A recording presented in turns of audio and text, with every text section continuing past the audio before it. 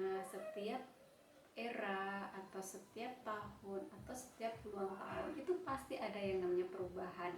Nah, perubahan itu pasti abadi dan kalian harus siap untuk terus belajar bagaimana memanfaatkan persoalan itu menjadi sebuah peluang. Nah, ini yang akan kita pelajari di materi entrepreneur atau kewirausahaan.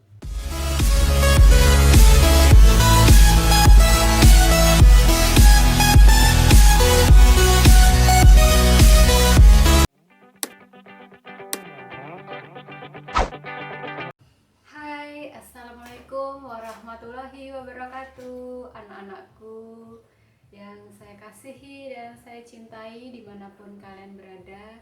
Saya yakin kalian tentunya sangat rindu sekali untuk sekolah.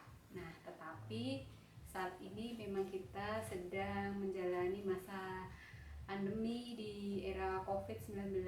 Tentunya kalian harus bisa bersabar, tetapi tentunya tidak akan mematahkan semangat kalian untuk tetap berprestasi. Sekolah, belajar itu bisa kalian lakukan di mana saja dan kapan saja, dan tentunya saat ini kita belum pernah sama sekali bertemu secara tatap muka. Sebelumnya tentunya Ibu akan memperkenalkan diri, yaitu saya adalah Ibu Dwi Aryani. Kalian bisa manggil saya dengan Ibu Arin. Nah, tentunya kita akan belajar bagaimana tentang entrepreneur atau pendidikan prakarya kewirausahaan. Saya yakin selama kalian belajar di sekolah menengah atas selama 2 tahun itu kalian sudah mendapatkan banyak sekali ilmu tentang entrepreneur atau kewirausahaan. Oke, anak-anakku, selama 1 tahun ke depan kita akan berjumpa dalam pembelajaran secara daring atau juga dengan tatap muka. Kita nggak tahu nanti kedepannya akan seperti apa. Tentunya kita akan terus berdoa supaya pandemi ini segera berakhir dan kita bisa beraktivitas seperti semula. Tapi saya yakin karena setiap era atau setiap tahun atau setiap puluhan tahun itu pasti ada yang namanya perubahan.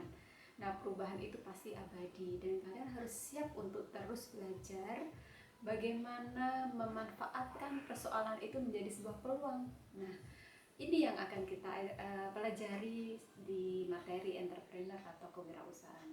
Nah, anak-anakku yang saya cintai dan saya banggakan, kalian tidak boleh patah semangat, kalian harus tetap semangat, kalian harus bisa mencapai cita-cita kalian agar kalian bisa mendapatkan kehidupan yang baik. Oke, jadi selama 1 tahun ke depan kita akan belajar bagaimana sih cara mencari sebuah ide peluang usaha. Nah, setelah kalian menemukan sebuah ide untuk usaha, kalian akan membuat sebuah rencana usaha tersebut.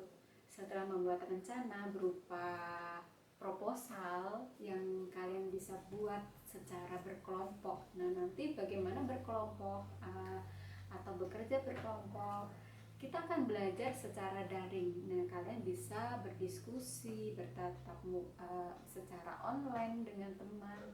Itu bisa diskusi langsung, bahkan bisa mengerjakan proyek proposal itu secara langsung juga ya. Nanti kita akan gunakan Teams di Office 365. Anak-anakku, setelah kalian nanti membuat proposal, kalian akan menghitung berapa biaya yang akan dikeluarkan untuk membuat sebuah produk tersebut dengan menghitung BEP, break even point, bagaimana menghitung total biaya produksi, bagaimana menghitung biaya tetap, biaya tidak tetap, dan lain sebagainya. Oke, kemudian yang ketiga yaitu kalian akan belajar bagaimana cara memproduksi produk tersebut. Nah, tentunya kita akan belajar bagaimana memproduksi makanan tradisional yang dimodifikasi. Kita tahu bahwa makanan tradisional di wilayah kita ada di Indonesia itu semakin lama semakin tidak digemari oleh generasi muda. Nah, ini tugas kalian. Bagaimana caranya kalian bisa memodifikasi, memvariasi makanan tersebut supaya digemari oleh para kaula muda atau generasi milenial. Nah, ini adalah tantangan ke depan buat kalian agar kita bisa sejajar dengan negara lain sehingga kita bisa bersaing secara global. Oke, kalau sudah kalian belajar memproduksi, kalian tentunya harus tahu setelah memproduksi itu apakah cuma dimakan sendiri, tidak kan? Nah, itu bagaimana supaya kalian bisa mengenalkan produk itu ke orang lain. Nah, cara mengenalkan produk itu ke orang lain yaitu dengan cara promosi. Nah, promosi itu macam-macam ya anak-anakku. Bisa dengan cara berjualan langsung, bisa dengan online, bisa dengan iklan atau yang lainnya. Itu banyak sekali caranya, nanti kita akan belajar semuanya itu. Dan yang terakhir adalah kita akan belajar cara konsiansi. Nah, apa itu konsiansi?